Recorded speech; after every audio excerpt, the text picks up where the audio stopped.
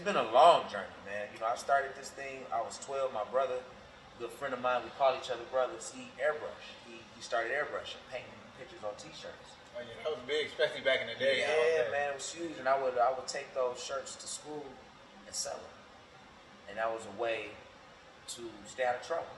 You know, for both of us. You know, my guy, he can sell things, but he's more gifted in his artistry. And so we kind of worked together. We complimented each other growing up. You know,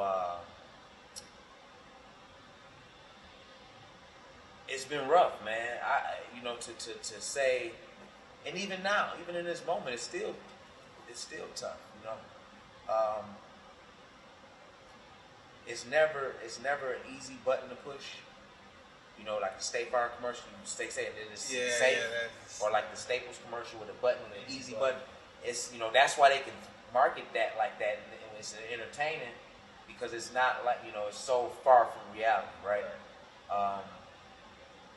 But it becomes easier when you embrace the fact that you know it's not.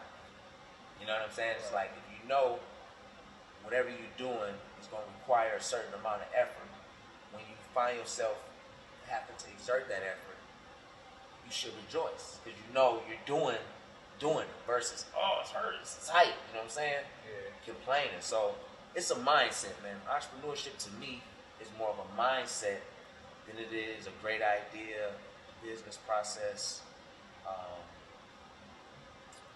product to sell, logo. When did you get the store? So you go from, I've been selling T-shirts since I was 12 throughout high school. Now you're in your mid-20s. When did you actually say, I'm going to get a store? Did you get a store to start out?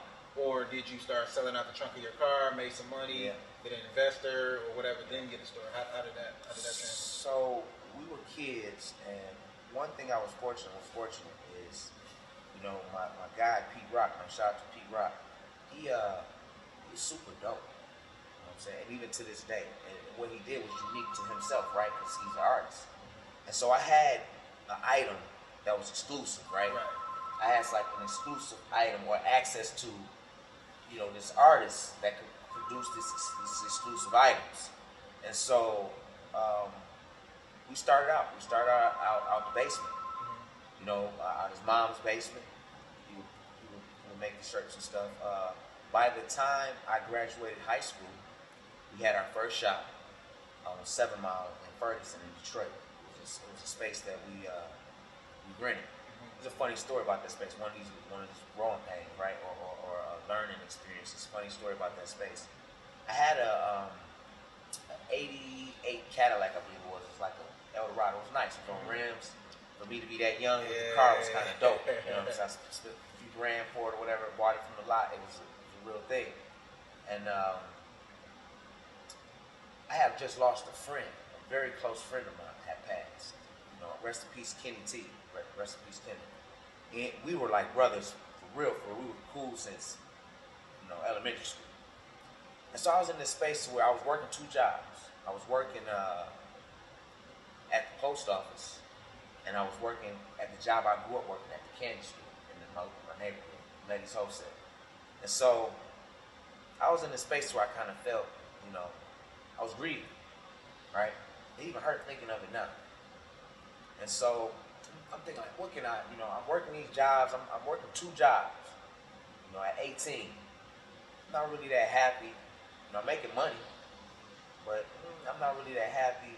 I sell my brother's art on the kind of like on the side type of deal at this point. But he was working out of a small space, like subleasing the space from somebody who was leasing the space. And it wasn't really that, you know, ideal for what he wanted to do. He wanted the space, and you know, I wanted something new. And so I started thinking those thoughts, looking for properties, looking for buildings that we can rent or lease, attracting that energy. And I put a for sale sign in my Cadillac. And I'm like, I'm gonna sell the car. I'm gonna take the money, go get space for us so we can run this business. And that while I was at my first job, one of the customers noticed that I was selling the car. Like, why are you selling the car? I'm like, I'm selling the car so I can go get a building so we can do our thing. You know, from 18. He's an older, seasoned, man, businessman as well. He's probably 30. He's like, oh, really? He's like, I got a space for you. I'm like, straight up? He's like, yeah. I got a space on 7 Mile for you right now. I'm like, on 7 Mile? Because 7 Mile was like the strip. Yeah. When we were kids. 7 Mile was the strip. I'm like, straight up? He's like, yeah, man. Let's see it, So he took me to the space. Took me and my brother. We looked at the space. We wanted it before we even got there, right? You already sold. We were in our minds. It was a wrap, right? So we get there, I think I wanted. How much I wanted for the car? I think it was $1,800 or something. It's been a long time, or something like that. 1,800 or $2,700. I remember the rent was $900. And so, long story short, I negotiated the car for the first month, last month, the security, whatever, for this space. Right.